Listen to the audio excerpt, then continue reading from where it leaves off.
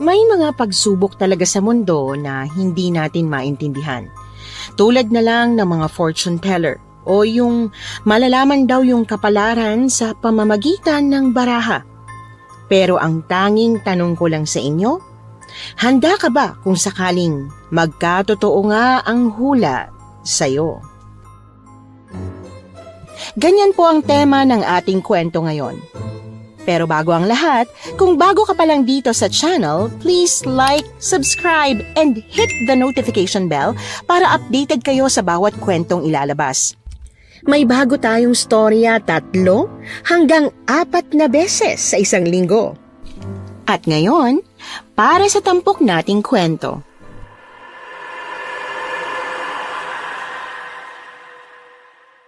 Lola, sige na. Pumayag na po kayo sa akin, please. Gusto ko lang naman na sumama sa inyo magbakasyon sa probinsya eh. Tsaka gusto ko mabisita yung puntod ng tatay niyong si Lolo Wancho. Apo, hindi po pwede. Nag-usap na tayo noon, hindi ba? Paano pag-aaral mo sa kolehiyo? Tsaka sure naman ako na di ko mapapabayaan yun, no? Ba't po ba kasi ayaw niyo akong isama? Hindi naman sa ganoon, Apo. Mas magiging ligtas ka kasi kung mananatili ka lang dito. Ayaw niyo po ba magkaroon ng kasamang artistahin? Promise po, hindi ako magkukulit doon. Mahigpit na niyakap ako ni Lola Wanda para kumbinsihin ito na isama ako sa probinsya. Hindi ako kumala sa kanya hanggat hindi ko naririnig ang gusto kong sabihin niya. Ay, o siya, sige na. Talaga po? Thank you! You're the best Lola in the world po! Talaga namang nautupay itong kaisa-isa kong apo, oo. Totoo naman po kayo. Sige na, alis muna ako para bumili ng babaunin natin pagkain sa biyahe. Ano, may gusto ka bang ipabili? Wala naman po. Pero, pwede ko po bang isama si Mira? Gusto niya rin kasi magbakasyon para naman mawala yung stress niya last sem. Aba, bakit hindi? Nang makaalis siya ay agad kong tinawagan si Mira para papuntahin sa bahay. Pero hindi ko muna sinabi rito ang plano para masurpresa siya. Sa halip, tanging sinabi ko lang ay mag-get together kaming dalawa dahil matagal-tagal na panahon na rin nung huli kaming nakapag-bonding. Kaya dali-dali itong bumiyahe papunta sa amin dahil malapit lang din naman ang boarding house na tinutuluyan ito. Bes, kumusta naman? Aba, halos 2 days kang di nagparamdam ah. Sorry na, kasi naman, nabisi ako sa pangungumbinsi kay Lola na isama ako sa probinsya nila. Oh, ito ba yung sa Antique? Yung sinabi mo sa akin noon? Oo. O, kumusta yun? Pinayagan ka na ba? Oo, gusto mo bang sumama? Aba, syempre naman no. Gusto ko kasing makita ng aswang dun. May nabasa kasi akong dyaryo na marami daw mga mythical creatures dun eh. Naku, ayan ka na naman. Kailan ka ba maniniwala sa akin na katang-isip lang yung mga pinaniniwalaan mo? Sa katapusan ng mundo. Oh, siya. Mag-impake ka na ng gamit. Pero dagdagan mo yung damit mo ah. For sure, magsiswimming tayo dun. Bumalik ka kaagad. Dito ka na rin matulog kasi bukas din ang alis natin. Sige. Pinagmerienda ko pa muna ito bago tuluyang umuwi.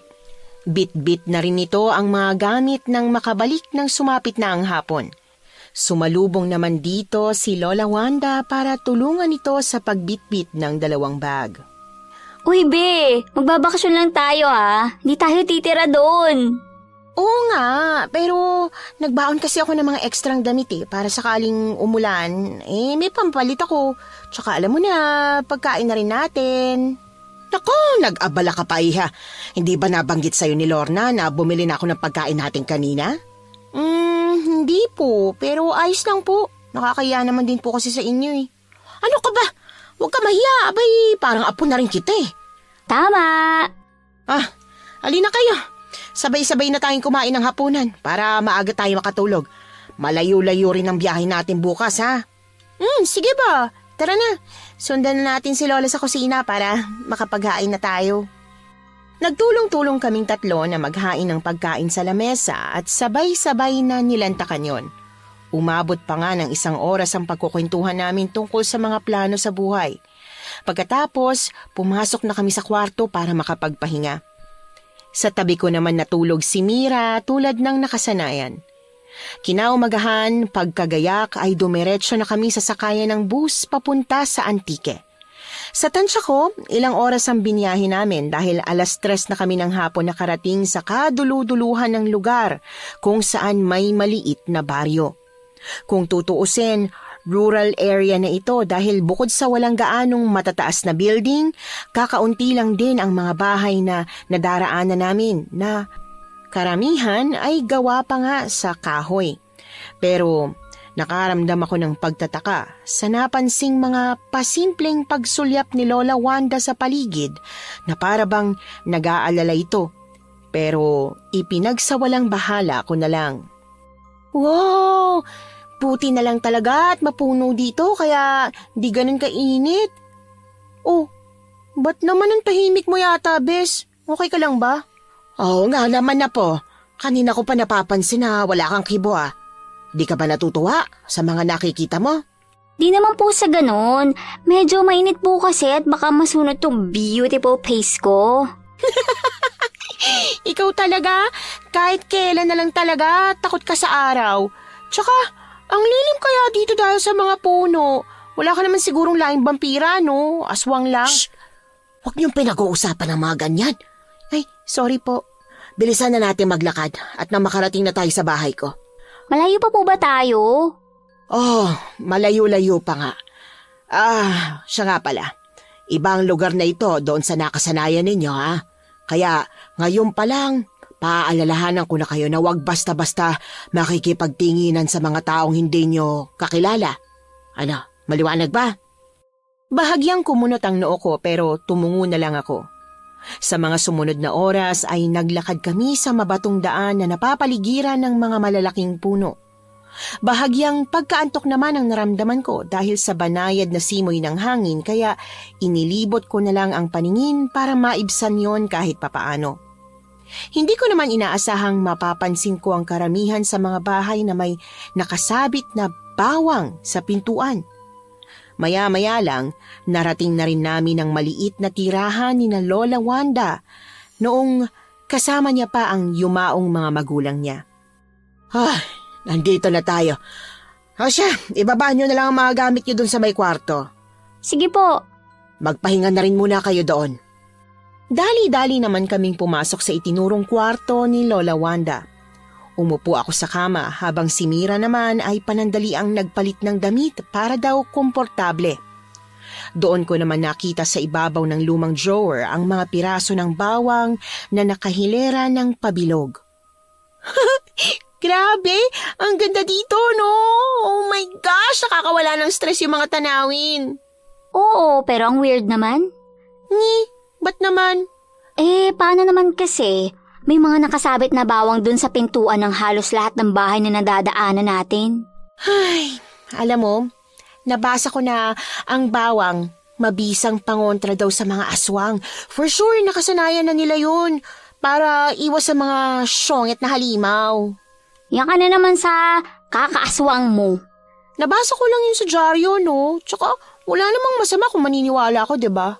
Sa bagay, pero di na usay ang mga yan. Pati na rin yung mga manghuhula na yan na pinaniniwalaan mo. Ay, ikaw talaga, napaka-kontrabida mo. Imbis na suportahan mo na lang ako eh. Alam mo, bahala ka. Basta, naniniwala ako sa mga ganun kahit ano pang sabihin mo. Di na rin nakakapagtaka kung bakit magaan ang loob sa'yo ni Lola. Kasi pareho kayo. Mahilig kayong maniwala sa mga pamahiin tulad na lang nung sinabi niya sa atin kanina.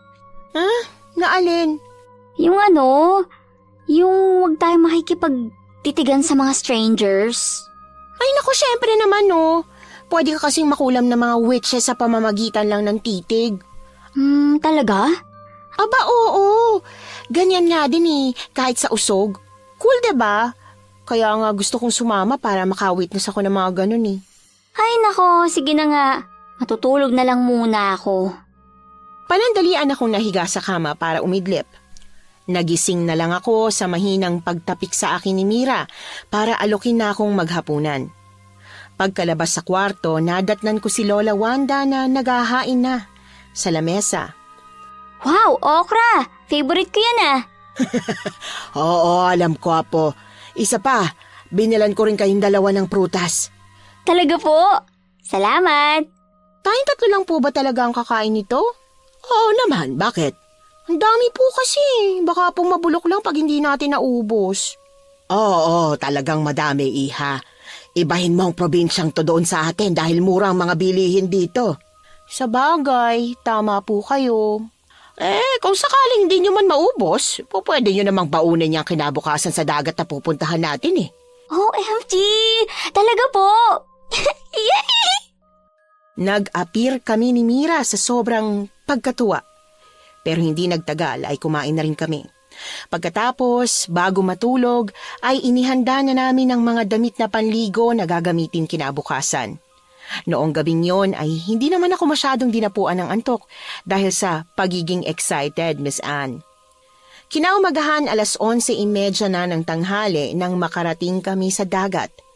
Tuwang-tuwa kami ni Mira nang masilayan ang puting buhangin at ang malinis na karagatan kaya kaagad kaming nagtampisaw sa tubig. Habang panay ang basaan naming dalawa, si Lola Wanda naman ay nanatili sa maliit na kubo para bantayan ang mga bag namin na ipinatong niya roon. Nakatanaw lang ito sa amin kaya't kinakawayan namin siya sa tuwing magkakatinginan kami. Grabe, ang saya dito, no? Oo nga. Ba't kasi ngayon mo lang siya pinilit na isama ka dito eh? Di sana matagal mo na ako naaya. Ano ka ba? Ewan ko nga sa kanya kung bakit ayaw niya akong isama nun tuwing uuwi siya rito. Dapat nga di ko na siya pinipilit eh. Sa bagay. Pero bakit kaya, no? Wala ba siyang nabanggit sa yung reason kung bakit? Wala nga eh. Sa tuwing magtatanong ako sa kanya, iniiba niya lang yung mga pinag-uusapan namin. Parang kinakabahan siya. Hindi kaya dahil totoo yung sinasabi nilang may mga asbo nga dito? Asbo? Ano naman yun? Asong aswang, pero hindi tipikal na aso ah. Sabi sa kwento, meron daw silang mahahabang pangil, tas hanggang 6 na talampakan ng laki nila, ganun. Bigla kaming natigil sa usapan nang marinig ang malakas na pagtawag ni Lola Wanda sa hindi kilalang binata na nakita naming nagtatatakbo na papasok sa kagubatan. Dali-dali naman niya yung sinundan kaya mabilis kaming umahon sa tubig para mag-usisa sa mga yon.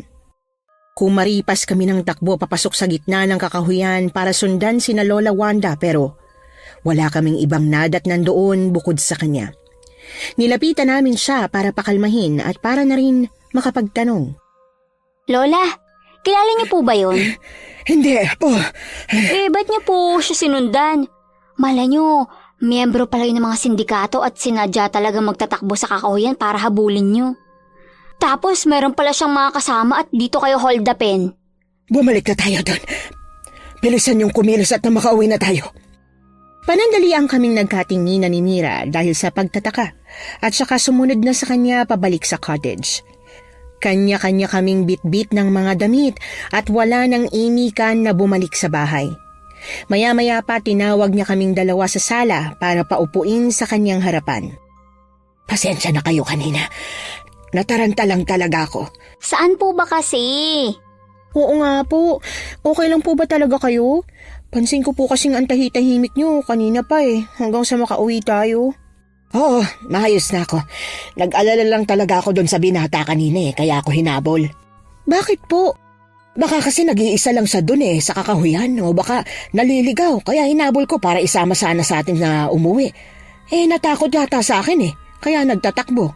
Pero hindi ko na talaga naabutan. Malay po natin, doon siya nakatira. Walang maglalakas loob na tumira sa ganong klase ng lugar. Dahil unang-una, sobrang liblib noon. At saka, noon pa man wala nang tumitira doon. Sa bagay. Pero hayaan na lang po natin siya. Di naman na siya bata kaya sure akong kere na niya yung sarili niya. Oo nga, tama ka. Dahil dyan, pagpasensyahan niyo na ako dahil nabitin kayo sa paglalangoy ninyo. Okay lang po, may next time pa naman la. Hanggang kailan po ba tayo dito? 1 linggo lang tayo dito. Hindi kasi tayo po pwedeng magtagal lalo pat kailangan yung pagtuunan ng pansin ng mga pag-aaral ninyo. Matagal-tagal din po pala, no? Oo, kaya para makabawi man lang ako sa inyo, pumunta tayo ng perya mamayang gabi. Meron akong nadaan ng perya doon malapit sa palengke. Wow! So, ibig sabihin malapit na rin po yung piyesta dito? Pero bakit walang mga korbating? Sa totoo lang, malayo pang piyesta dito. Abay, hindi ko alam kung bakit kaya aga-aga pa nagtayo na ng perya. Pero siguro dahil unang beses pa lang magkakaroon ng perya sa lugar na ito. Eh nga pala, pasensya na talaga kayo kanina. Babawi talaga ako. Kahit papaano naman ay nawala na ang pag-aalala namin para kay Lola Wanda matapos niyang makapagpaliwanag. Kaya naman pinalipas na lang namin ang oras sa pagkukwentuhan.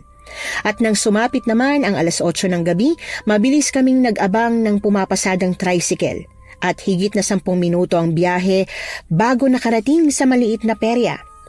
Sobrang tuwa ko naman nang makita ang mga taong masayang-masayang naglalaro sa ilang booth ng mga palaruan. Bukod pa doon, bahagya ding kumalamang sikmura ko dahil sa mga naamoy na pagkain na itinitinda. Hindi ko na nga alam kung anong uunahin ko noong mga oras na yon, kaya naman nagpabili na muna ako kay Lola Wanda ng paborito kong kwek-kwek, kaya panandalian muna niya kaming iniwan. Sa kalagitnaan ng mga tao, bigla naman akong hinila ni Mira papunta sa kung saan. Pilit akong nagpumiglas pero sa hindi inaasahan, aksidente naming nabangga ang lalaki na sa tingin ko'y nasa 50 anyos na ang edad. Nakangiti man ito, pero hindi ito makatingin ng diretsyo sa mga mata namin, Miss Anne. Ikaw kasi, Mira, ang gaslaw mo. Nakabangga tuloy tayo. Sorry po, sir. Walang problema, mga iya. Sa susunod ay mag-iingat kayo. Teka, sandali nga. Ano bang mga pangalan nyo at parang ngayon ko lang yata kayo nakita dito? Ang pangalan ko po ay... Isa po si Linda. Ako naman po si Laika. Pasensya na po ulit ha. Ang totoo po niyan, nagbabakasyon lang po kami dito. Ay, kay gagandang pangalan. Ako pala si Elias, ang may-ari ng peryahan na to. Ay wow, ganun po ba? Big time po pala kayo. Sorry po ulit. Sakto lang naman. Nga pala, mauna na ako at mayroon pa akong hinahabol eh. Sige po. Huwag kayo masyadong magpapagabi dito. Baka sa susunod ay kayo naman ang mawala. Ho? Ano po ibig niyo sabihin? Biro lang. Panandalian kaming nagkatinginan dahil sa pagtataka habang pinagmamasdan itong lumakad palayo sa amin, Miss Anne. Ikaw naman? Bakit ka naman nagsinungaling dun sa tao? Iniba mo pa talaga yung mga pangalan natin? Alam mo, minsan okay lang magsinungaling. Abay, di pa nga natin kilala yung taong yun eh. So, bakit natin sasabihin yung totoong pangalan natin, di ba? Tara na nga. Muli na naman niya akong hinila palapit sa isang maliit na booth ng binatang fortune teller na nagpakilalang Kidoy. Nakasuot ito ng kulay pulang bandana sa ulo. Diretsyong tumingin sa amin ang lalaki na parabang minsan na kaming nagkita noon. Pero ipinagsawalang bahala ko na lang yon dahil baka marketing technique lang nito ang makipagtitigan sa mga customer. Pasimple ko namang kinurot sa tagiliran si Mira nang saglit itong tumalikod sa amin. Ano ka ba? Dito mo pa talaga ako dinala. Sinabi ko na nga sa'yong hindi ako naniniwala sa mga ganito, di ba? Aray! Ano ka ba? Minsan lang naman to, no? Magpahula ka na rin. Ililibre kita. Ay, sige na nga. Dalawa nga po, sir. Magkano po ba ang pahula? 50 lang po, ma'am. Ay, talaga ho? Eto po, 100. Ako na po muna yung una. Salamat ho. Ano po bang gusto niyong ipahula? Tungkol po sa buhay ko. Matutupad ko po ba yung pangarap kong maging isang teacher? Bahagyang tumango si Kidoy at saka maingat na binalasa ng maigi ang hawak nitong mga baraha. Pagkatapos, pinagmasdan ko lang ng ilatag nito ang mga yon sa harap namin at pinapili si Mira ng 6 na cards. Ramdam ko naman ang naghahalong kaba at tuwa ng kaibigan ko habang isa-isang binubuklat yon ng manghuhula. Matapang kang tao, ma'am. Dahil base sa mga barahang napili mo, ay kahit pa nakakatanggap ka ng ilang pagsubok sa buhay hindi ka susuko kaya oo, maaabot mong pangarap mong maging teacher dahil sa abilidad mo. Wow! Totoo yan! sobrang palaban ko po sa buhay. O Bes, ikaw naman. Pumili din po kayo ng 6 tulad ng ginagawa niya. Muli nitong binalasa ang mga baraha. Pero biglang dumating si Lola Wanda, bit-bit ang mga pagkain na ipinabili ko. Naramdaman ko kaagad ang biglang pananahimik niya nang makita ang manghuhula. Bakas ang pagkabahala sa mukha ni Kidoy habang isa-isang binubuklat ang cards na napili ko. Ihanda mo ang sarili mo, ma'am. Dahil sabi ng baraha ay makakatagpo ka ng mga kalaban na hindi basta-basta. Ha? Ano pong ibig niyong sabihin? Ibig sabihin delikado ang pagpunta mo rito. Dahil makakaharap ka ng mga hindi ordinaryong Ay, nilalang. tama na yan. Tinatakot mo lang ang apo ko eh.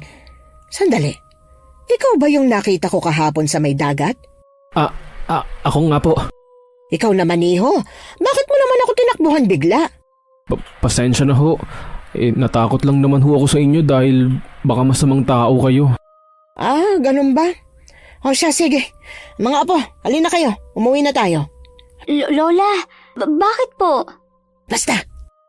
Hindi na ako nakapagtanong pa nang hilahin niya kami ng kaibigan ko pauwi. Kaya naman sumama ang loob ko dahil nangako siyang babawi siya sa amin, Miss Anne.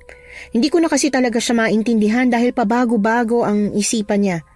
Pero mas lalo pa akong naguluhan nang utusan niya kaming mag-impake ng mga gamit dahil uuwi na raw kami. Ha? Uwi na tayo agad bukas? Bakit po? Teka lang naman. Hindi ko na kayo maintindihan eh. Ano po ba talagang problema? Mira, alam kong ikaw ang pasimuno ng pagpapahula niyo doon. Opo. Pasensya na po, Lola. Tungkol po ba to sa hula sa akin na delikado ang pagpunta ko dito? Diyos ko naman, bakit naman po kayo maniniwala dun, Lola? Dahil totoo ang mga aswang dito, Lorna. Hindi ito ang unang beses na mangyari ito sa lahi natin. Yun ang rason kung bakit ayaw kitang sumama dito noon pa man. Malaking pagkakamali ko na hinayaan ko pang isama rito si Mira. Ano ho? Teka, paano naman mangyayari yun? Tipikal ng mga ganitong paniniwala sa liblib na lugar. Bata pa lang ako, nasasaksihan ko ng mga nilalang ng kadiliman na pumapatay dito. Kaya kung nakita nyo, may mga nakasabit na bawang sa mga pintuan nila. Ibig sabihin, totoo pala yung mga nababasa ko sa dyaryo, Lola? Oo, hindi yun katang-isip lang. Kaya hanggat maaga pa, kailangan na nating umalis dito dahil baka magkatotoo nga ang hula niya. Pero, kung may mga nabibiktima pa sila hanggang ngayon, di ba po dapat nababalitaan na natin na may natagpo ang patay dito sa baryong to pero wala naman eh. Hindi ibig sabihin nun ay magiging kampante la tayo. Tumulong na ako sa pag-iimpake matapos kong pakinggan ang pag-uusap nilang dalawa, Miss Anne. Aaminin ko, nakaramdam ako ng takot, pero mas nanaig ang kaguluhan ng isipan ko. Maya-maya pa inalok na kami ni Lola Wanda na kumain na ng hapunan. Pagkatapos, pinagmasdan ko lang siyang ilak ang pintuan ng mabuti bago na unang pumasok sa kwarto. Pero hindi naman din nagtagal ay sumunod na sa akin si Mira. Oh, ano naman yung bitbit mo? Asin? Oo, no, mahirap na. Baka mami, sugurin tayo ng mga aswang ngayong gabi. Tsaka si Lola na rin naman yung may sabi na daling ko to dito. Ganun ba? Oo, kung sa'yo daw kasi iuutos baka hindi mo sundin. Ayaw mo kasi maniwala sa mga ganito eh. Di naman sa ayaw, pero syempre, ang hirap kayang paniwalaan ng mga bagay na di mo pa nakikita. Tsaka parang di mo ako kilala, no? Alam mo namang mas naniniwala ko sa siyensya o yung mga bagay na napatunayan ng mga siyentipikong pag-aaral. Oo, alam ko. Sige na nga, matulog na tayo. Maaga pang biyahe natin bukas. Agad naman itong nagtalokbong ng kumot nang makahiga na sa tabi ko dahil alam kong naduduwag ito. Kaya naman tumalikod na lang ako ng higa at marahang ipinikit ang mga mata. Mahimbing naman akong nakatulog noong gabing yon dahil sa pagod. Kinabukasan, maaga nila akong ginising para gumayak na. Mabuti na nga lang at nakasakay kaming agad sa tricycle. Ilang minuto ang lumipas habang binabaybay ang daan ay napalingon ako sa perya na kasalukuyang pinapaligiran ng mga pulis. Napansin ko rin ang dilaw na nakapulupot sa lugar na ginagamit lang nila kapag may iniimbestigahang krimen. Naibalik naman ako sa sarili nang maglakas loob na magtanong si Lola Wanda sa driver. Ay, oo nga ho pala. Pasensya na ho kayo ha. Nakakalimutan kong isinara na pala ng mga pulis tong baryo. Kaya wala ho kayong ibang madadaanan palabas dito. Ano ho? Di nyo po ba nabalitaan? Yung tungkol sa mga nawawalang tao sa perya kagabi? Natagpuan yung iba sa gubat sa likod ng perya na walang buhay. Sabi sa mga kwento, wasak daw yung tiyan at nawawala yung mga laman loob. Pero yung iba naman, hinahanap pa nila. Nakakatismaya nga ang saya-saya pa naman kasi. Yun ang unang gabing binuksan ng perya dito. Teka, bakit naman nila pinasara ang baryo? Ibig sabihin, hindi makakalabas pati yung mga turista dito? Oo. Ang sabi po kasi, hindi daw bubuksan ang baryo hanggat hindi nahuhuli ang salarin sa mga pagpatay. Ganun ba? Opo, kasi ayaw nilang kumalat ang tungkol sa balitang ito. Isa pa baka daw isa sa atin ang may gawa nito. Pero hindi ako nagkakamali at taga dito din kayo, tama ba? Yung anak ni Mang Wancho. Oo, ako nga. Kung ganon, sasabihin ko na sa inyo. Pumapatay na naman yung mga aswang ng tao. Sa totoo lang, ang akala namin ay nilisan na nila itong baryo dahil sa mga nakalipas na taon ay wala pang naitatalagang napatay. Ngayon pa lang at mas malala ito dahil bukod sa sabay-sabay na ay sa iisang lugar pagaling ang mga biktima.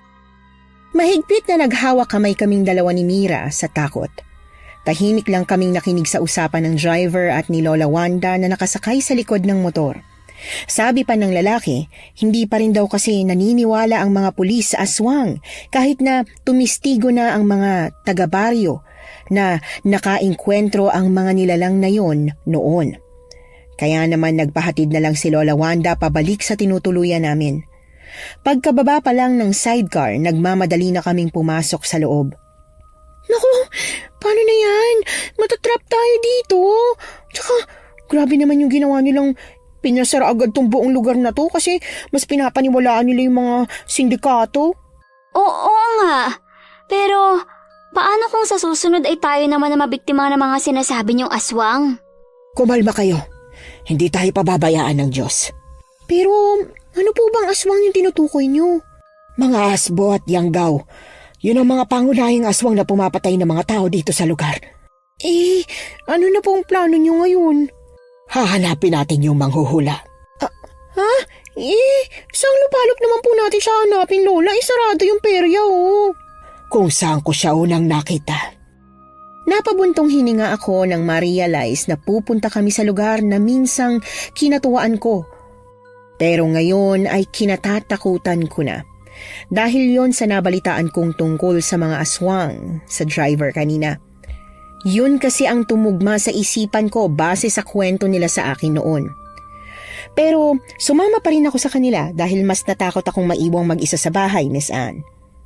Tulad ng inaasahan, pagkarating doon ay tumungo kami sa dinaanan namin noon, papunta sa gitna ng kakahuyan. Hindi kami humihinto kahit pa tumatagaktak ng pawis namin sa pagkapagod.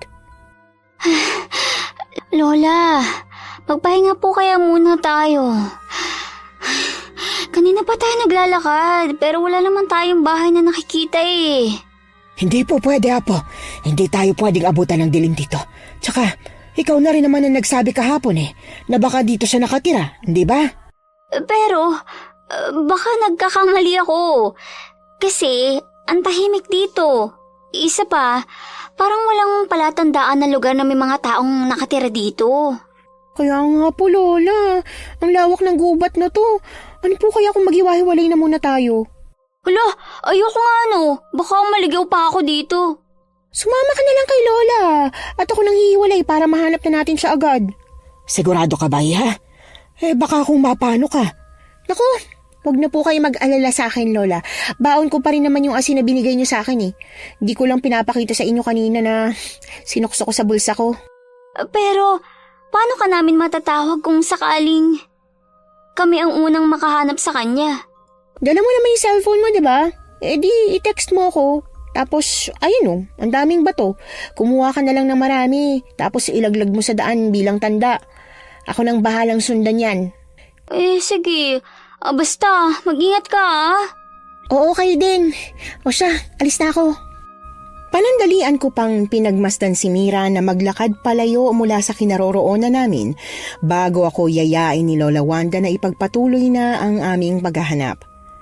Habang naglalakad ay maingat na inilalaglag ko sa masukal na daan ang mga bato na napupulot ko, Miss Anne. Sa tansya ko, kalahating oras kaming naglalakad bago pa nakarating sa may ilog.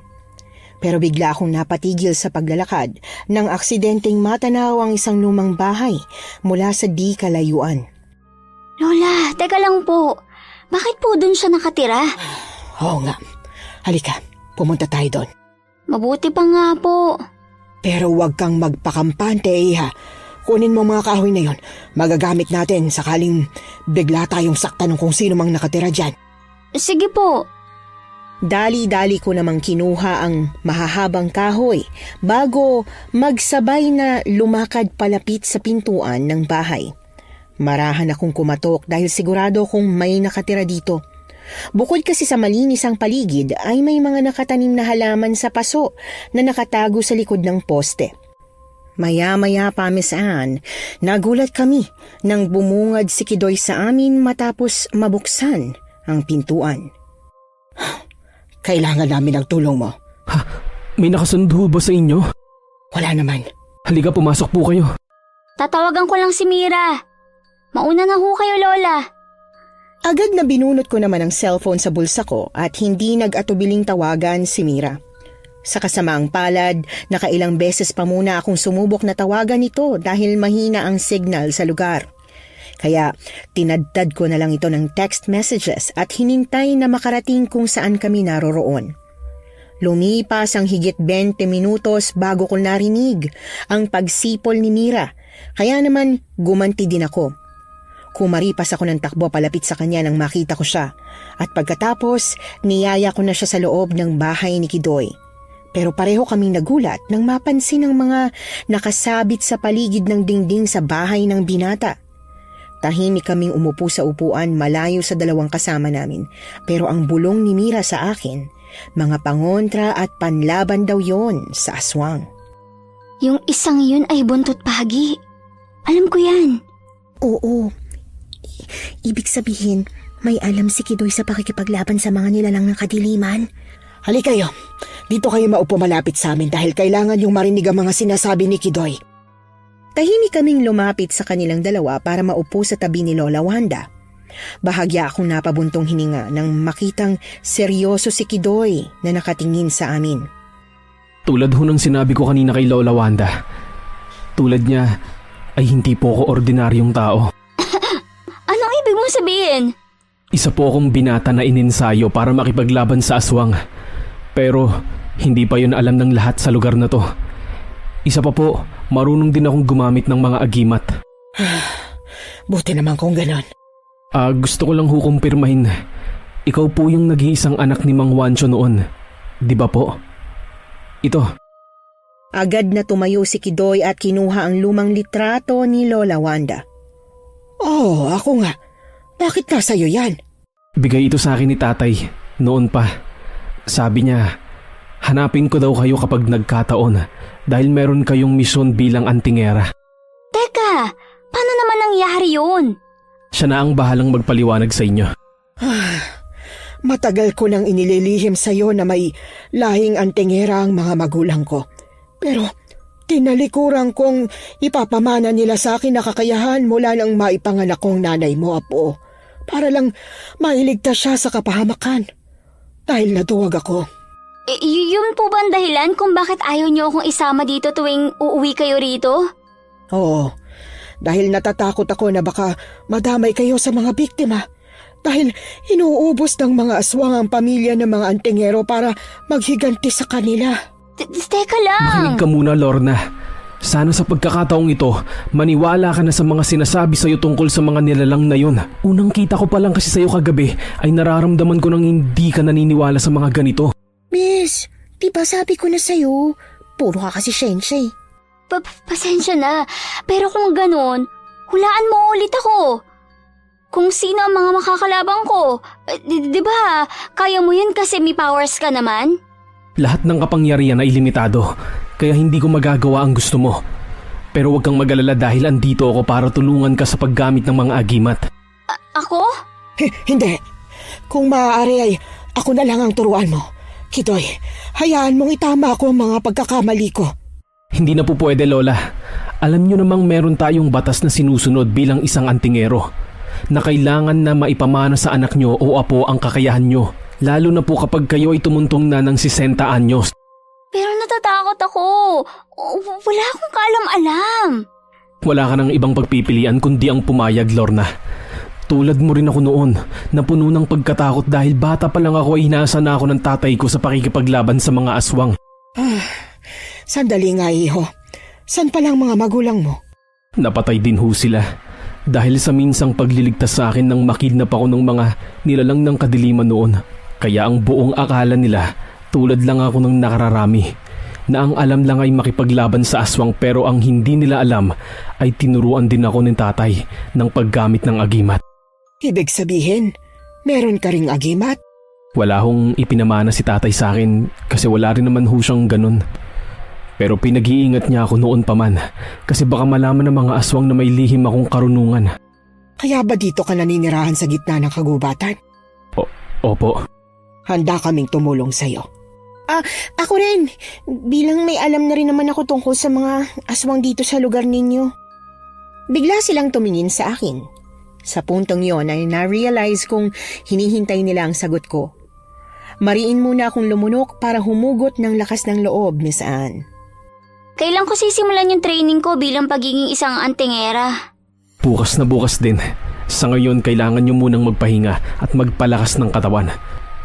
Lola, nasan nga ho pala yung agimat ng tatay nyo noon? Nasa bahay. Kukunin ko. Sige ho. Mas mabuti pa ho siguro kung umuwi na kayo at baka maabutan pa kayo ng pagkagat ng dilim.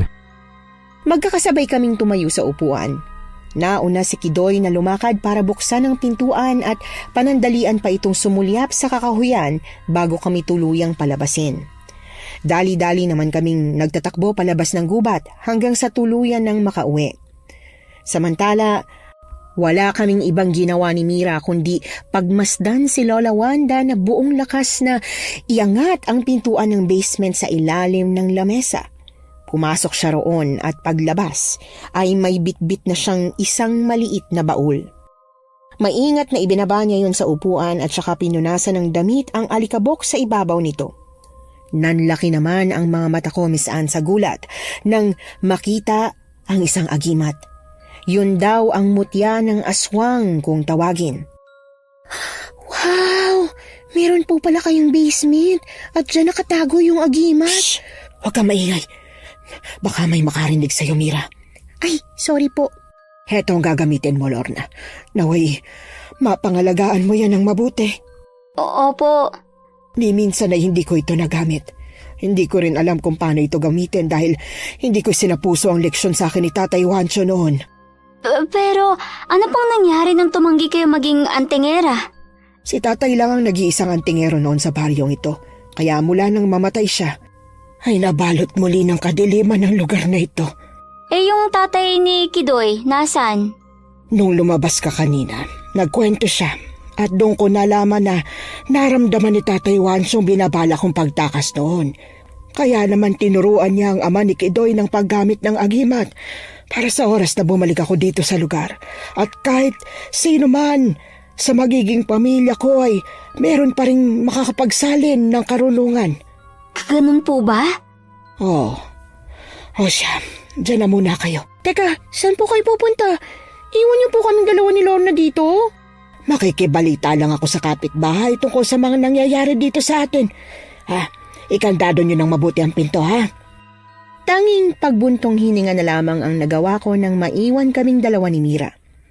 Marahang hinimas nito ang likod ko para subukan akong pakalmahin. Kung alam ko lang, di sana noon pa ako naniwala sa mga kwento mo sa akin. Sorry. Tess naman, huwag mo nang alalahanin yun. Ang importante, Alam mo nang meron kang mission dito, di ba?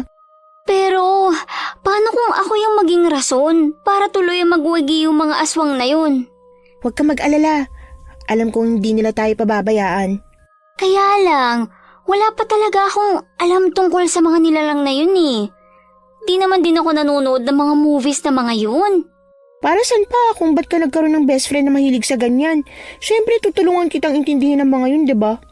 Talaga? Oo naman. Kaya lang, wala akong alam sa paggamit ng agimat Pero, eto, baon ko yung paborito kong dyaryo. Andito yung typical na uri ng mga aswang eh. Mas mabuti pa siguro kung basahin mo, tapos intindihin mo.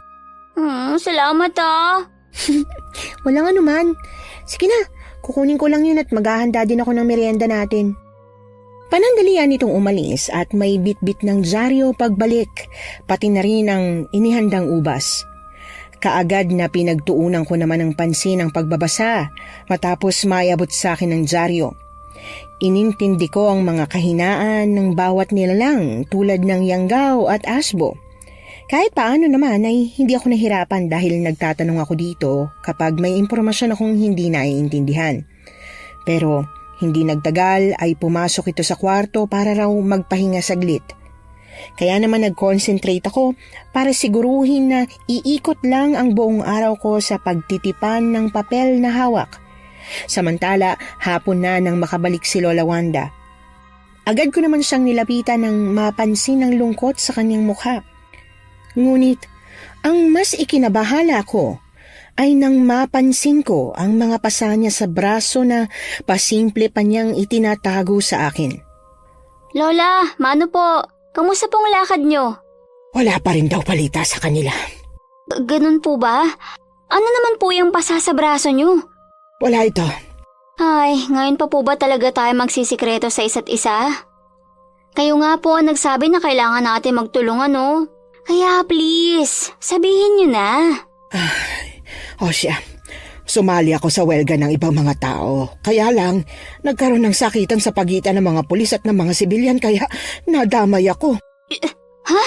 Diyos ko. Pero wag mo nang alalahanin dahil ito lang naman ang natamo ko eh.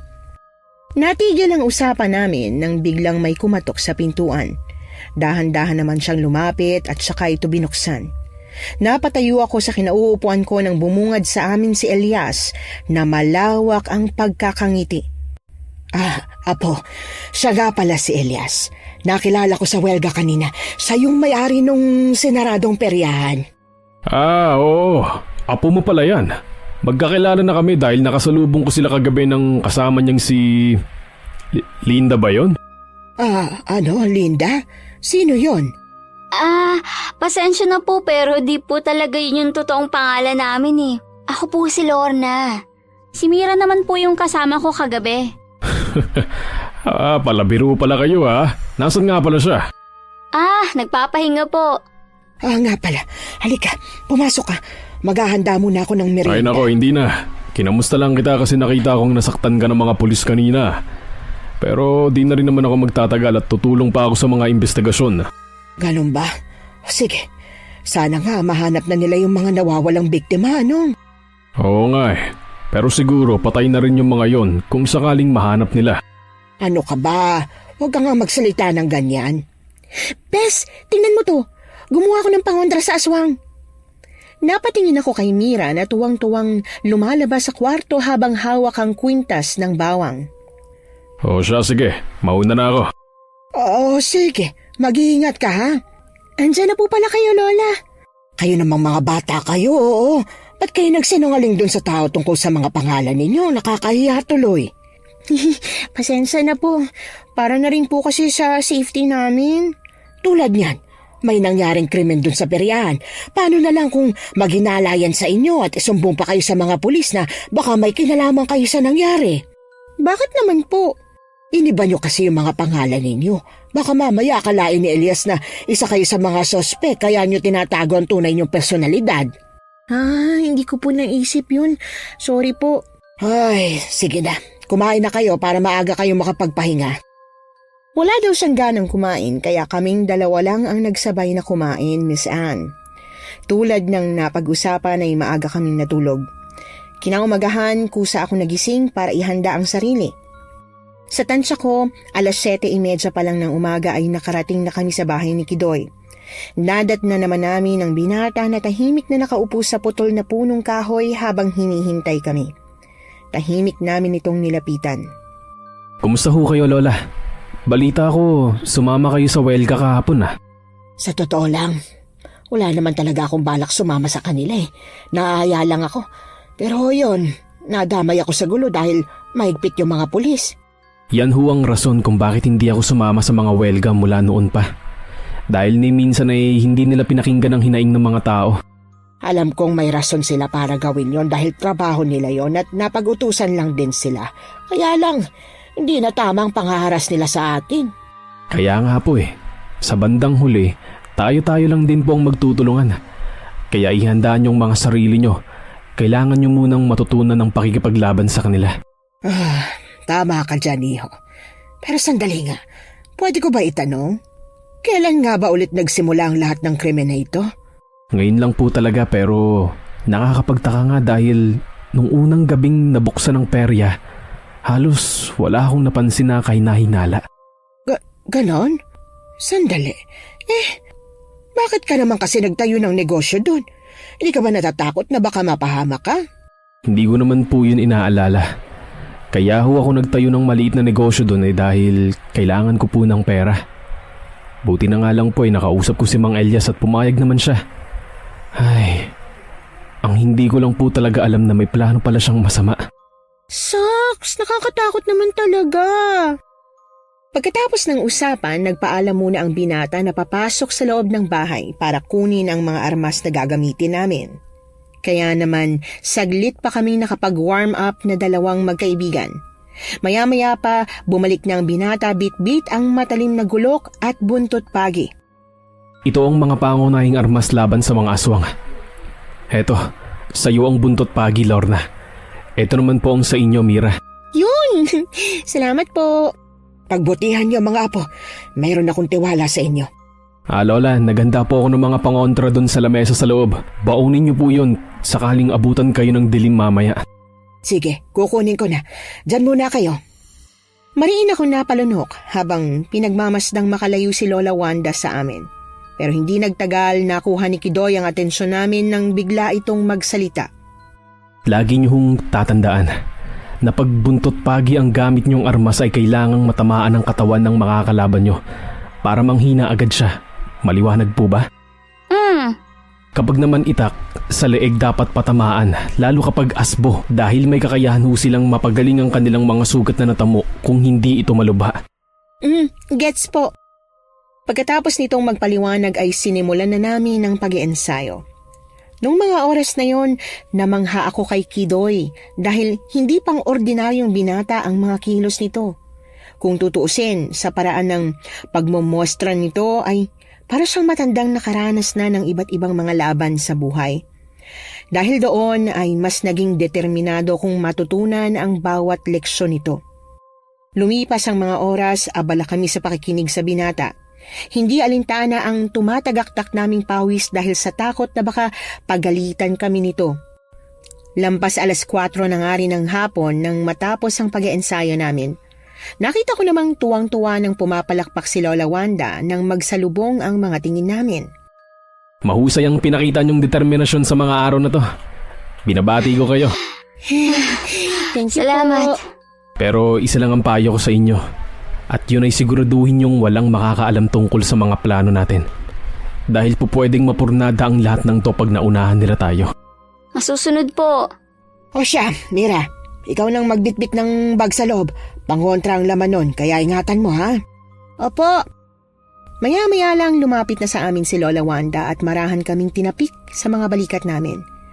Pagkatapos na mahinga muna pero hindi na namin namalayan na lumubog na pala ang araw kaya napagdesisyonan na naming umuwi. Tahimik kaming naglalakad sa masukal na daan. Medyo giniginaw nga kami dahil sa malakas na simoy ng hangin. Oh, 7:00 na pala.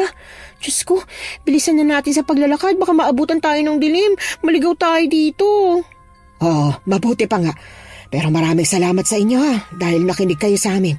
Pasensya na talaga kasi wala na akong magagawa. Okay lang po yun.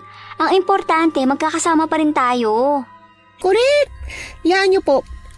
Promise, mas pagbubutihan po natin na mailigtas tong buong lugar. Napatigil si Mira sa pagsasalita nang marinig namin ang kaluskos mula sa di kalayuan. Kasabay noon ang pagbukas nito ng flashlight na kaagad namang ipinapatay ni Lola Wanda. Patayin mo yan. Baka may makakita sa atin. Ano po kaya yun? Baka naman part lang to ng pag-iensayo sa atin ni Kidoy. Mukhang hindi. Anong oras na, Iha? Inabot na po tayo ng 8:00 ng gabi sa paglalakad. Naku, bilisan na po natin. Nasa na nga pala yung pinabibitbit ko sa'yo kanina? Hala, naku, naiwan ko po. Ano? Hindi ba't pinaalala ko pa nga sa'yo yun kanina? Sorry po. Talaga naman, oo. Halika, bumalik tayo doon at kunin natin. Lola, wag na po kaya. Baka kasi may makasalubong pa tayo mga aswang sa daan eh. Yun na nga. Malayo-layo pa tong dadaanan natin kaya kailangan natin yung balikan. Lola, aswang! Nanigas ang buong katawan ko sa pagkagulat nang makita ang isang malaking itim na aso sa likuran ni Lola Wanda. Ramdam ko ang pag-angat ng mga balahibo ko sa sobrang takot sa nilalang.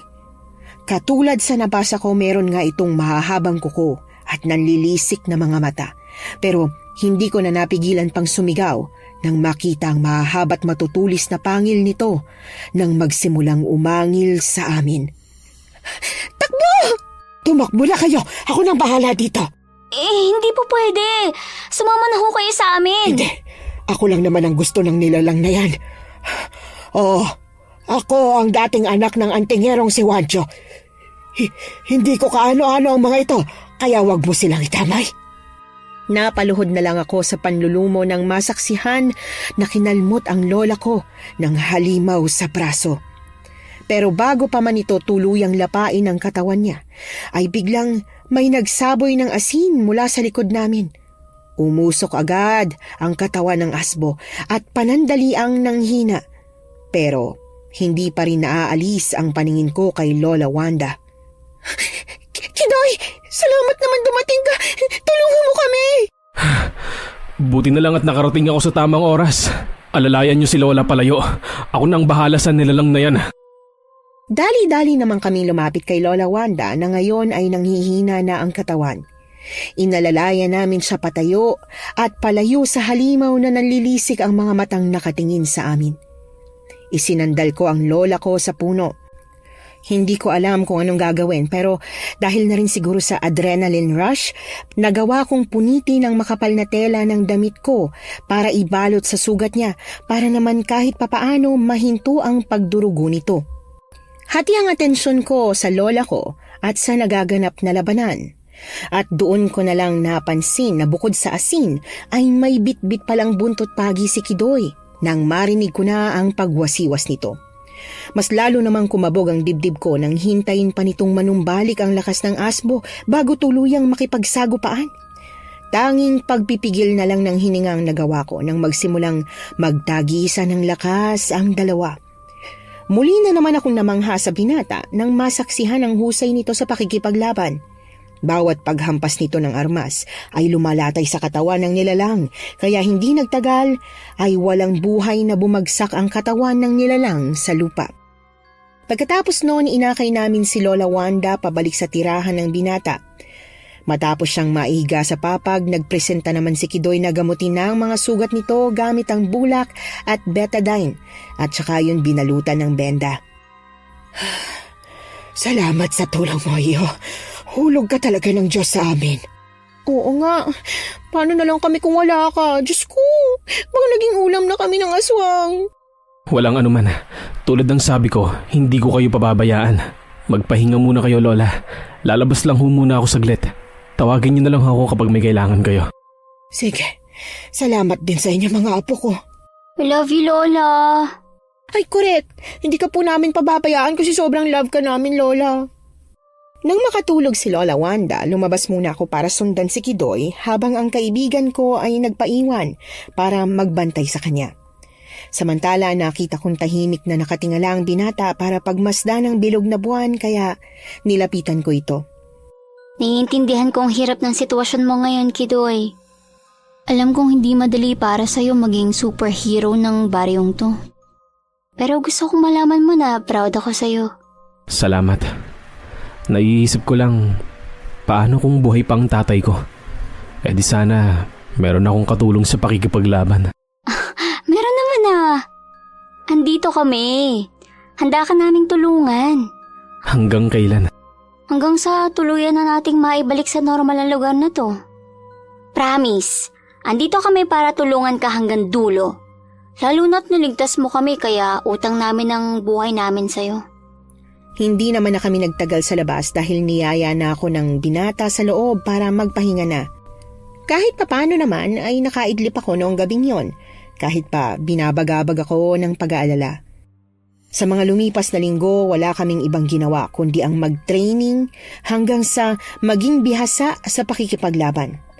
Lagi lang din kasi kaming nakastay sa bahay para na rin sa safety namin. Isang araw, umalis si Lola Wanda para bumalik sa bahay na tinutuluyan namin noon para kunin ang baol habang wala si Kidoy. Samantala, nagulat naman kami ni Mira nang bumalik itong may hatid na masamang balita na mas lalong lumala daw ang mga krimen sa baryo. Kailangan talagang may gawin tayo. Oo nga. Total, marunong naman din na tayo makipaglaban. Ba't hindi pa tayo rumonda tuwing gabi para mabantayan natin yung mga tao? Oo nga ho. Pero hindi tayo pwedeng kumilos hanggat walang pahintulot ni Kidoy. Sa bagay. Sige, hintayin na lang natin siya. Oo nga, hintayin na lang natin siya. Teka, maiwan ko muna kayo dyan ha at ayusin ko lang itong mga gagamitin nyo mamaya sa pag-iensayo. Nagkatinginan kaming dalawa ni Mira nang makaalis ang lola ko. Lumipas ang ilang mga oras hanggang sa tuluyan na lumubog ang araw pero hindi pa rin nakakauwi ang binata. Naku, nasaan na kaya siya? What if sundan na natin siya? Hindi. Panigurado pa uwi na yon. Kumalma lang kayo. Dapat kanina pa po siyang nakauwi. Ay, may ibang kutob po ako eh. Kailangan na po natin siyang sundan. Oo nga po. Please, Lola. Ay, sige. Pero ipangako nyo sa akin ha, na hindi tayo maglalayo-layo. Pagkatapos sumagot sa kanya, kaagad kaming kumuha ng lampara bago sumugod sa kagubatan para hanapin si Kidoy. Siyempre, nagdala rin kami ng kanya-kanyang armas sakaling makaengkwentro ng aswang. Tanging kulisap na lang ang naririnig namin sa madilim na bahagi ng kakahuyan, Miss Anne. Ang lawak ng kakahuyang to. Ano po kaya kung maghiwa-hiwalay na muna tayo? Hindi po pwede. Baka mamaya, baka kung mapano pa kayo. Delikado na lalo na sa mga oras na ito.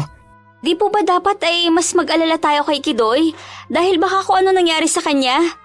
Tsaka, kaya naman po namin protektahan yung sarili namin eh. Makinig naman po kayo sa amin. Please lang.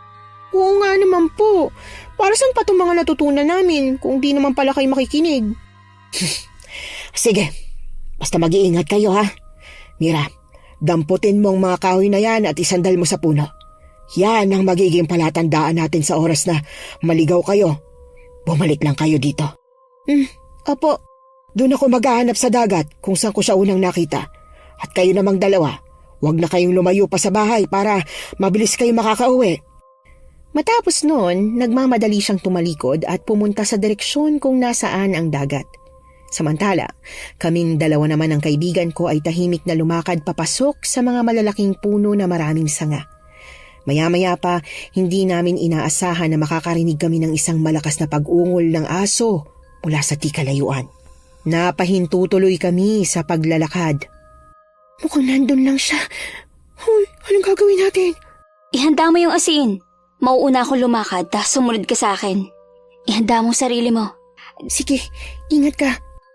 Itinuon ko ang atensyon ko sa masukal na daan at mas hinigpitan pa ang pagkakahawak sa buntot pagi. Sa puntong yon, mas naging alerto na ako. Ilang saglit pa nakaramdam ako ng kaluskos mula sa gilid ng matabang punong nara, kaya naman maingat kong sinilip yon. Nanlaki naman ang mga mata ko nang makita ang isang asbo na kasalukuyang nilalapang hindi makilalang bangkay. Pinigilan ko ang pagkaduwal nang mapansin na wasak ang tiyan ng biktima. Sa sandaling yon, marahan akong lumingon kay Mira na ngayon ay nasa likuran ko na at saka sumenyas na batuhin niya ito ng asin na siya namang ginawa niya. Dali-dali naman akong lumabas mula sa pinagtataguan ko para hagupitin ang nilalang ng buntot pagi nang makitang umuusok na ang katawan nito. Hindi na rin ito nakapanlaban pa sa amin dahil kaagad itong namatay. Napatakip naman ako sa bibig nang bumalik ito sa pagiging anyong tao. Isang babaeng hanggang bewang ang buhok. Maya-maya pa, nakarinig kami ng isang sigaw ng lalaki. Sigaw ni Elias. Humahagulgol itong tumakbo palapit sa bangkay ng aswang. Anong ginawa niyo sa anak ko? Mga walang iya kayo! Ano? Anak niyo yan? Aswang yan ah! Teka, anong ibig sabihin nito? Oo, aaminin ko.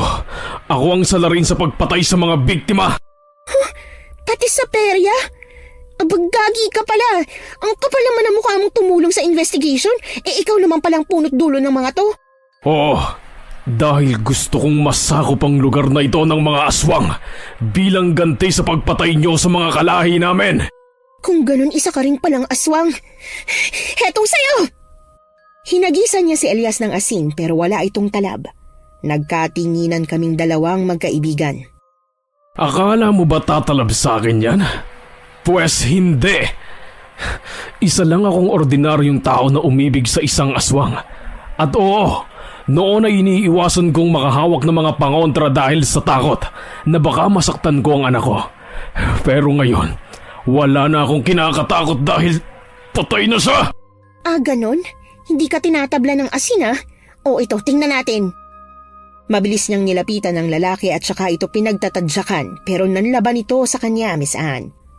Sinabunutan siya nito dahilan para subukan ko silang awatin pero napahinto ako ng... Putya!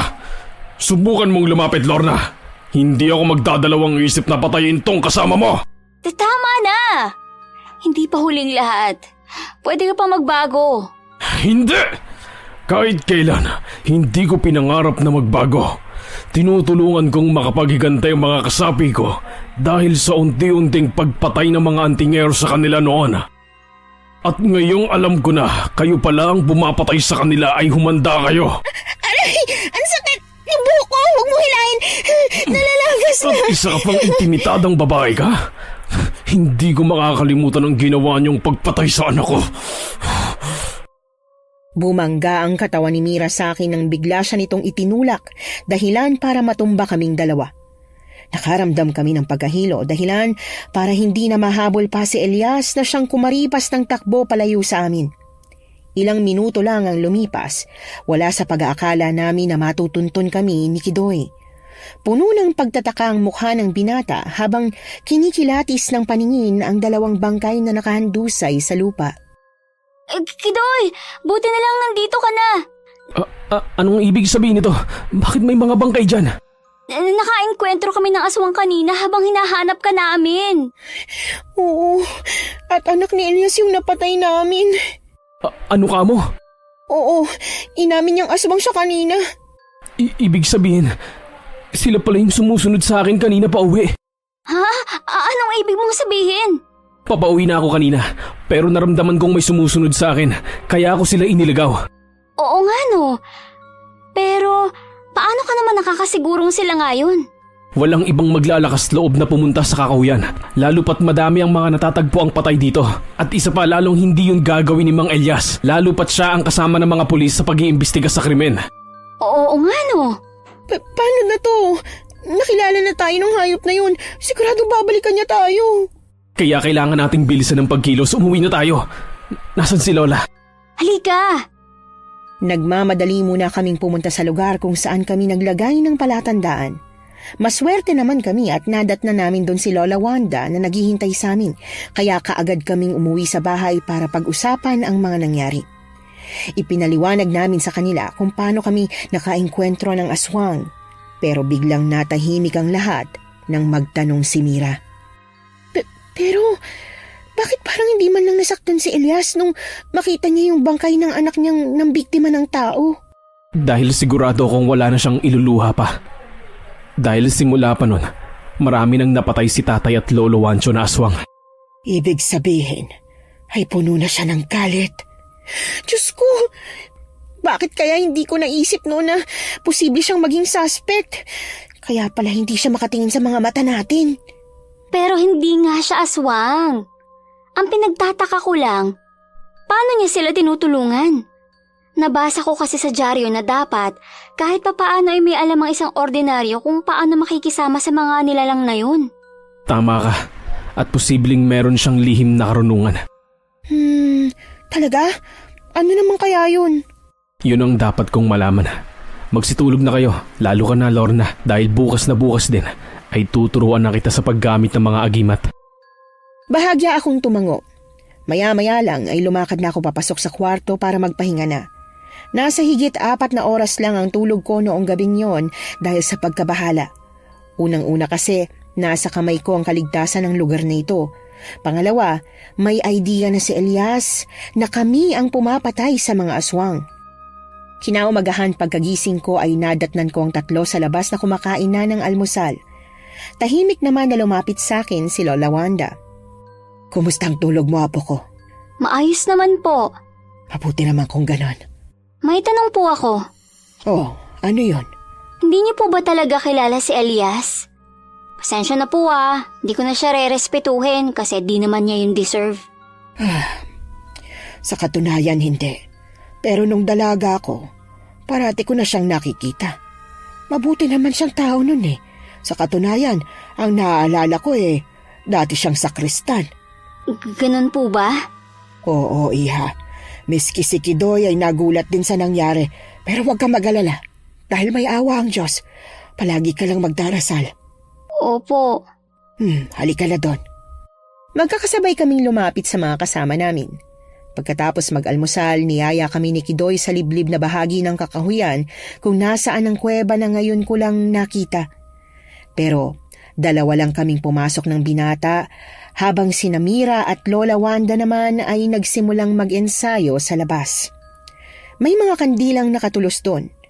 Naupo naman kami sa gilid ng mga yon bago nilabas ng binata ang agimat na mutya.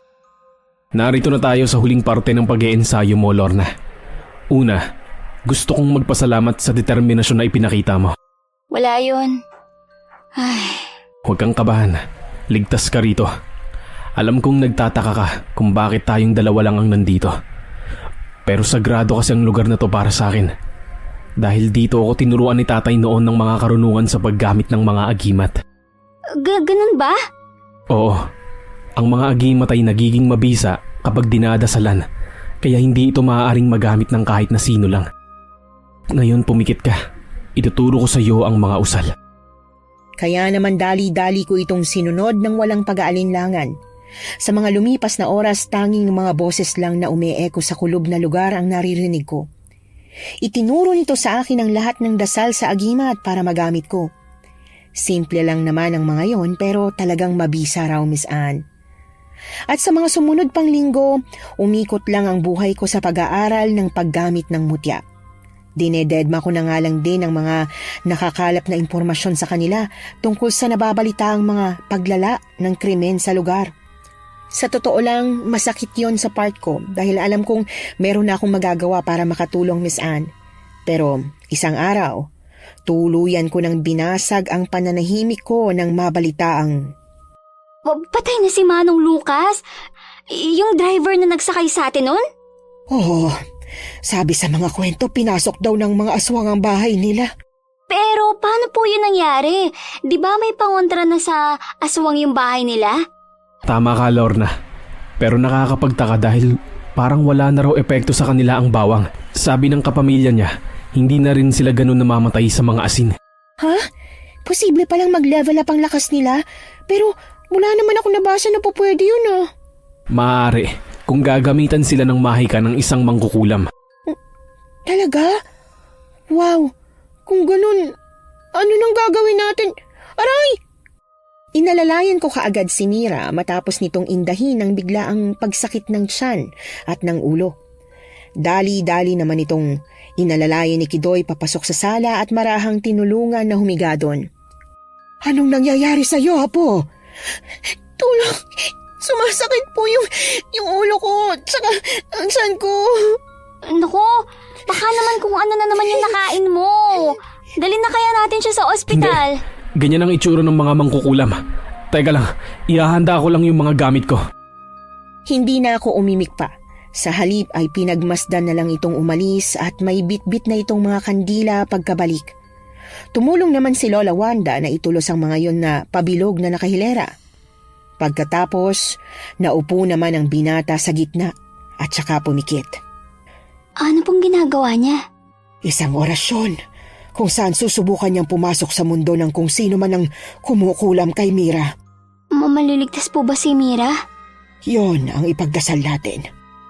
Matapos ang 5 minuto, marahang dumilad si Kidoy at saka umalis sa gitna ng mga kandilang nakatulos. Kaagad itong tumungo sa kusina para uminom ng tubig dahil sa biglaang panghihina ng kanyang katawan. Oh, bakit? May problema ba? Nagkita kami ni Mang Elias sa mundo niya. So, ibig sabihin, siya yung mangkukulam? Oo, ginamit nito ang buhok ni Mira para kulamin siya. Ligtas na ba siya? Oo, natanggal ko na ang kulam pero hindi ko napatay si Mang Elias. Malakas pa rin siya kaysa sa akin. Pero, paano nangyari yun? Nabasa ko kasi sa dyaryo na walang kapangyarihan ng isang tulad mong makatanggal ng isang kulam kung wala kang agimat. Wala man akong agimat, pero binasbasan kami noon ni Lolo Juancho gamit ang mutya. Pero may limitasyon yun at yun ay manghihina ako sa bawat orasyon na isasagawa ko tulad ni tatay. Ano namang gagawin natin ngayon sa mga aswang sakaling umatake sila? Wala tayong ibang magagawa, kundi ang maghanda sa pagronda. Dahil ngayong alam na niya na ako ang tumutulong sa inyo ay paniguradong gagawa siya ng paraan para mapatay ako. Paano kami makakatulong para mapigilan siya? Hanapin natin si Mang Elias para kausapin. Tsaka bantayan po natin ang lugar na to, Lola. Pagkatapos mag-usap, wala kaming ibang ginawa kundi ang ihanda ang mga sarili namin hanggang sa sumapit na ang gabi. Habang gumagaya kami ay biglang nagkaroon ng malay si Mira kaya dali-dali akong lumapit dito. Oh, kamusta pakiramdam mo? Okay ka na ba? Oo, sobrang sakit ng tiyan ko kanina tsaka ng ulo ko. Parang tinutusok ng karayom. Dahil kinulam ka ni Mang Elias gamit ang buhok mo. Teka nga, alam mo ba kung paano niya nagawang makakuha ng hibla ng buhok mo? Ang naaalala ko, nung gabing sinugod ko siya, sinabunutan niya ako. Dahil dun siguro. Teka, ligtas na ba ako? Oo. Teka, saan ba kayo pupunta? Sasama ko! Huwag na. Mas makakabuti kung maiwan ka na dito para makapagpahinga ka kasama ni Lorna. Teka, kala ko ba sasama ako? Hindi na. Mas ligtas para sa inyo ang manatili dito. Bakit mo ako pinagaya kung ganun? Huwag ka ng mga tuwira na po. Hayaan mo na. Isa pa, saglit lang naman kami. Hindi na ako kumibo. Sa halip ay tumango na lamang. Misaan nang makaalis sila ay umupo na ako sa tabi ni Mira para himasin ang likod ng kaibigan ko nang mapansing nakatulala siya. Ay, buti na lang nagising ako. Sobrang sama ng napanaginipan ko. Ano ba yun? Isang malaking bulok na muka. Para siyang buhay na bangkay. Tapos may hawak siyang manika at tinutusok to sa harap ko. Malma ka. Di tayo pababayaan ng mga kasama namin, okay? Natatakot ako, Bes. Dati gusto ko makakita ng mga ganito pero iba pala talaga yung feeling pag sa'yo na nangyayari. Kaya ayoko siya. Natatakot ako. Bigla naman kaming napahinto sa pag-uusap nang makarinig ng isang alulong ng aso mula sa labas. Nagkatinginan kaming dalawang magkaibigan. Napansin ko rin ang takot sa mukha ni Mira. Maingat akong tumayo sa kinauupuan para kunin ang buntot pagi. Kinuha ko rin ang baul at mula doon ay inilabas ko ang mutya at isinuot. Dahan-dahan akong lumabas ng bahay pero wala akong nakitang kakaiba bukod sa kakaibang paggalaw ng mga sanga ng mabababang puno. Kaya naglakas loob akong mag-usisa at Ganoon na lang ang hilakbot na naramdaman ko nang biglang may 2 asbo na tumalon sa harapan ko. Bahagya akong napatras. Mas mapupula ang mga mata ng mga ito pero imbis na matakot ay umabante ako para maihanda ang sarili sa pag-atake nila. Pero biglang sumugod sa akin ang mga nilalang. Hindi naman ako nakareact kaagad dahil sa kakaibang liksi ng galaw nila. Kaya nakalmot nila ako dahilan ng pagkatumba ko. Marahan kong pinunasan ng dugo na tumulo sa braso ko pero nakapagtataka dahil hindi ako nakaramdam ng kahit na anong hapdi. Kaagad na tiningnan ko ang 2 nilalang. Parang merong nagbibigay ng lakas sa kanila. Ito na yata yung ibinalita sa amin ni Kidoy na hindi raw sila tinatablan ng mga pangontra. Imbis na matakot ay buong tapang akong tumayo. Tumakbo ko palapit sa kanila at saka walang kahirap-hirap na pinabagsak ang mga ito sa lupa. Pagkatapos, nakita ko naman si Mira na nakatayo sa pintuan nang marinig ang pagtili niya. Nanlalaki ang kanyang mga mata habang nakatakip ng isang kamay ang bibig. Kalmado ko naman siyang nilapitan. O bakit? Ayos ka lang? Paano mo yung ginawa? Ang alin?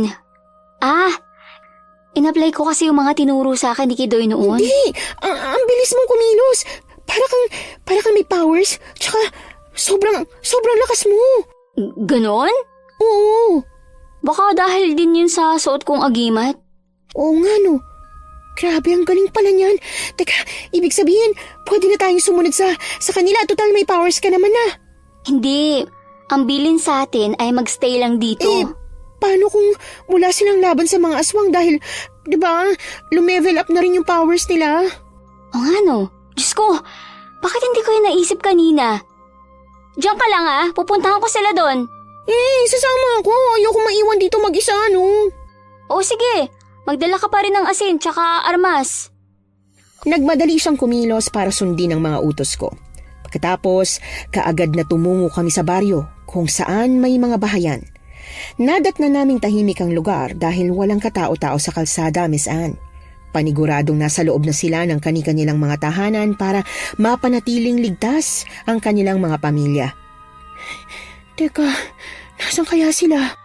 Mukhang wala sila dito. Anong ibig mo sabihin? Sabi nila mag-iikot sila dito, di ba? Baka naman nandun sila sa bahay na dati nating tinutuluyan. Malakas ang kutob ko, nasa perya sila. Hindi ko na hinayaan pang makapagsalita ang kaibigan ko. Sa halip ay lumakad na papunta sa may perya. Tulad ng inaasahan, sumunod naman sa akin si Mira. Tumatagaktak na ang pawis namin nang makarating doon. Pero wala kaming ibang nadatnan kundi katahimikan. Wala na ring nagbabantay na mga pulis. Maya-maya pa biglang lumakas ang hangin, dahilan para mapakapit sa akin ang kasama ko. Nakarinig din kami ng sigaw mula sa kakahuyan sa likod ng perya, kaya dali-dali kaming pumunta doon. Ang hindi namin inaasahan, may 2 yanggaw na humarang sa daan namin. Kaya binato ito ni Mira ng asin, pero nagsimula siyang magpanik nang hindi ito tumalab sa mga nilalang. Semay, oo nga pala, hindi na sila tinatablan ng asin. Oo, matras ka. Akong bahala sa kanila.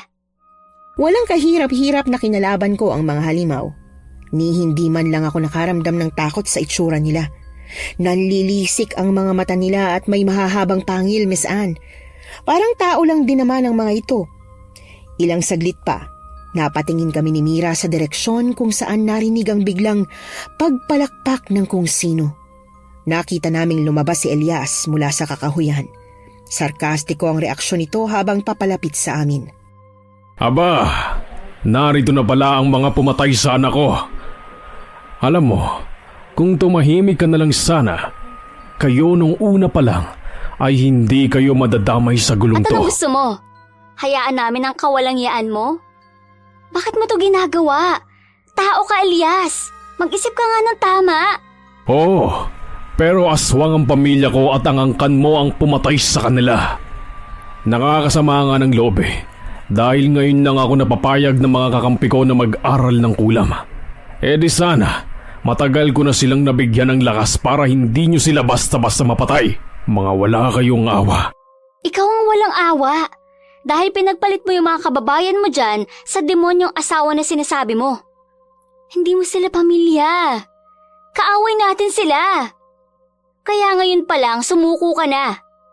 Hindi pa huli ang lahat para magbago ka.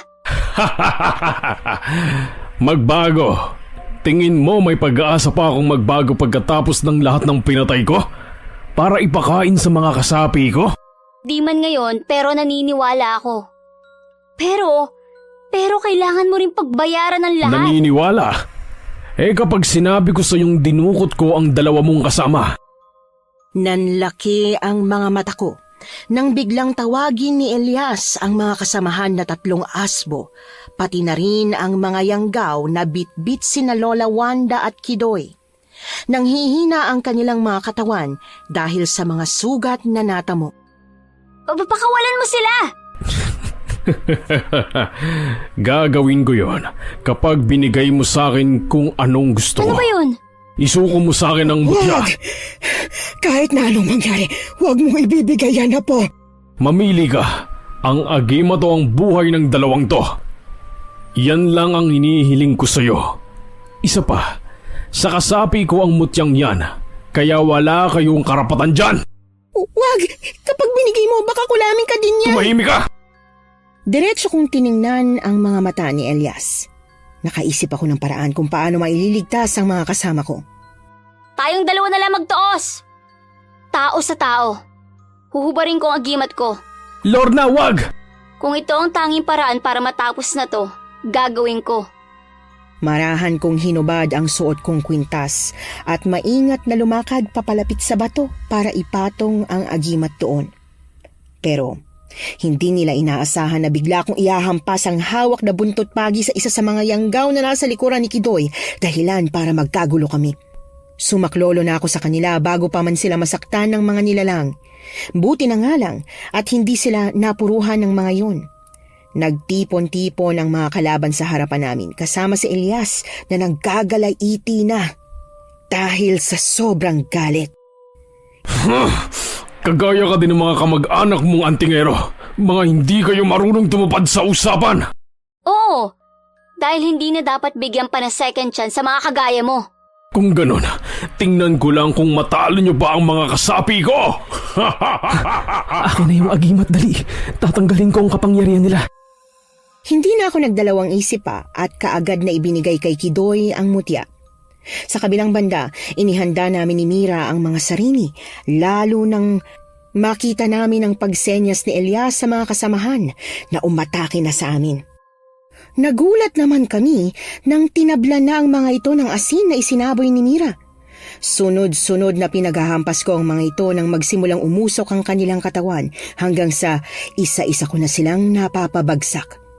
Pero napahinto ako nang makitang natumba si Kidoy sa lupa matapos dumugo ang ilong. Kahit panaawa, inuna kong habulin si Elias nang kumaripas ito ng takbo palayo. Dinampot ko kaagad ang 2x2 na nakita ko sa daan at saka pinukol sa ulo nito nang matapos kong maabutan. At dahil doon ay nawala nito ng malay. Maya-maya pa, sumunod ang 3 kong kasama na ala-alalay si Kidoy na kahit papaano ay nanumbalik na ang lakas.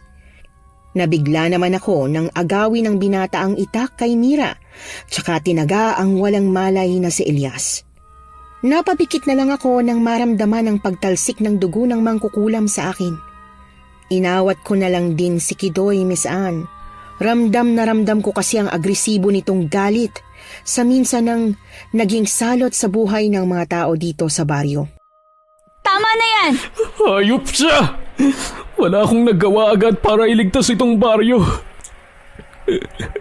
Kung alam ko lang, di sana naagapan ko pa to. Huwag mo nang sisihin ang sarili mo. Lahat tayo ay walang kaalam-alam, okay? Mahigpit ko itong niyakap pagkatapos ay sabay-sabay na kaming umuwi para gamutin ang kanilang mga sugat. Lumipas ang ilang mga araw, nag-anunsyo si Kidoy na ligtas na ang baryo mula sa mga nilalang ng kadiliman. Naniwala naman sila kaagad dahil sinegundahan yon ni Lola Wanda. Kaya sa pananatili ko doon, nasaksihan ko ang malaking pagbabago ng lugar. Pero dumating ang isang umaga na kailangan na naming umuwi sa probinsya kung saan kami totoong nagsistay. Maraming salamat ha. hindi ka nagsasawang turuan kami. Pero feeling ko, di para sa akin tong agimat eh. Ikaw dapat ang mga laga niyan dahil mas malaki ang sakripisyo mo sa lugar na to. Sigurado ka? Oo naman. Tanggapin mo na yan, iho. Pasensya ka na ulit ha. Naduwag kasi ako noon eh. Kung alam ko lang na ganitong magiging resulta ng lahat, matagal na sana akong umuwi dito para mag-ensayo. Wala ho yun, Lola.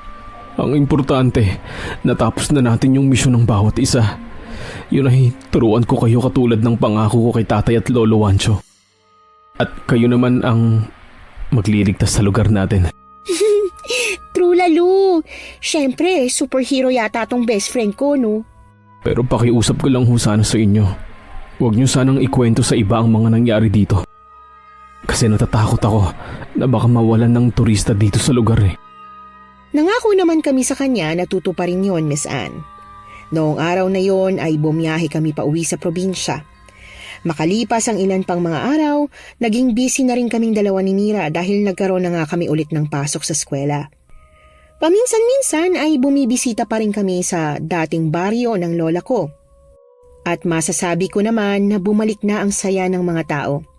Pero sa kabila ng lahat ng mga nangyari, nagkasundo kami na huwag na itong ipaalam sa ibang mga tao. Nang sa ganon ay hindi na sila mapuno ng takot pa. Sa pagtatapos ng kwento ko, may gusto lang akong itanong sa ating listeners. Minsan ba sa buhay nyo ay nasubukan nyo ng magpahula sa fortune teller? Nagkatotoo naman ba ang mga hula sa inyo? Yun lamang po. Salamat po sa inyong pakikinig at keep safe mga kapwa ko, Anatics. Nagustuhan niyo po ba ang ating kwento ngayong araw? Kung oo ang sagot at hindi mo pa nagagawa, aba, subscribe na! Click the notification bell ha, para updated ka sa tuwing maglalabas kami ng bagong kwento. Click like at mag-iwan na rin ng comment. Masayang-masaya ako tuwing nagbabasa ng messages mula sa inyo. At kung may sarili kayong karanasan na gusto nyong ibahagi sa amin, email lang sa missanhorrorstories@gmail.com. Dire-diretso lang, missanhorrorstories@gmail.com. Malay nyo, sa susunod, yung kwento na ninyo ang binabasa namin para sa ating mga tagapakinig. Hanggang dito na lamang muna at muli po, ito po ang inyong si Miss Anne. Nagpapasalamat sa inyong patuloy na pagmamahal at pagsuporta.